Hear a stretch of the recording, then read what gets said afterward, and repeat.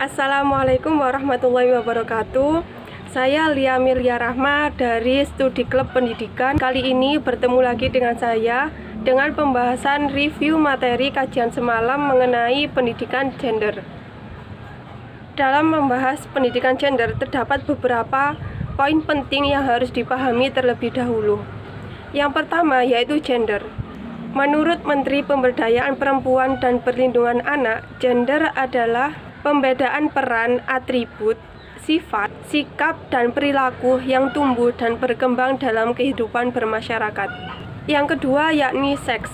Seks merupakan perbedaan biologis antara laki-laki dengan perempuan. Kata kuncinya terdapat pada perbedaan biologis yang seringkali disebut dengan jenis kelamin. Yang ketiga yaitu kesetaraan. Kata kesetaraan berasal dari kata setara. Menurut Kamus Besar Bahasa Indonesia, setara bermakna sama tingginya, sama kedudukannya. Jelas bahwa kata setara tidak sama dengan kata sama. Pembahasan selanjutnya yakni kesetaraan dikaitkan dengan kata gender. Jadi kesetaraan gender. Kesetaraan gender merujuk kepada suatu keadaan setara antara perempuan dan laki-laki dalam pemenuhan hak dan kewajiban. Kesetaraan gender merupakan salah satu hak asasi kita sebagai manusia. Hak untuk hidup secara terhormat, bebas dari rasa ketakutan, dan bebas menentukan pilihan hidup. Tidak hanya diperuntukkan bagi laki-laki saja, namun perempuan juga memiliki hak yang sama pada hakikatnya. Yang perlu digarisbawahi kesetaraan gender untuk memperjuangkan peran sosial budaya antara perempuan dan laki-laki.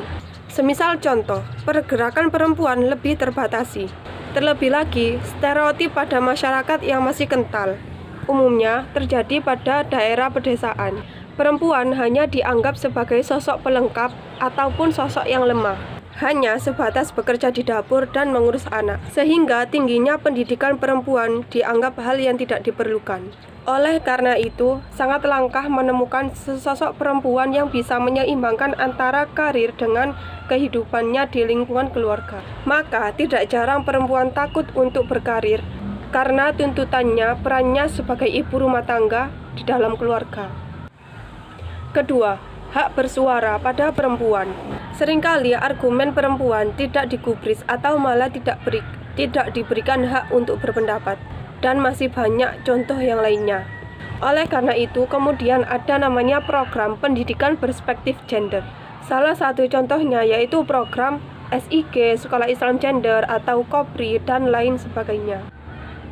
Tujuan dari pendidikan berspektif gender adalah untuk memperkenalkan atau memperjuangkan kedudukan maupun peran antara perempuan dan laki-laki sebagai subjek pembangunan.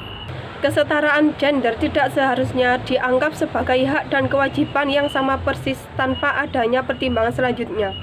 Bukan berarti kita harus mutlak sama dengan laki-laki, karena pada dasarnya perempuan tentu tidak akan mampu ketika diberikan kewajiban yang sama dengan seperti laki-laki.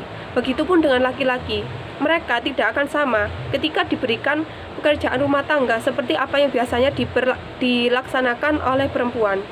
Perlu diketahui bahwa pembahasan kesetaraan gender ini lebih cocok dikaji melalui dimensi sosial budaya. Kalau misalkan dikaji dengan lingkup agama, itu tentu sudah berbeda. Oleh karena itu, mari kita saling menghargai antar sesama manusia. Sekian review materi pendidikan gender dari saya.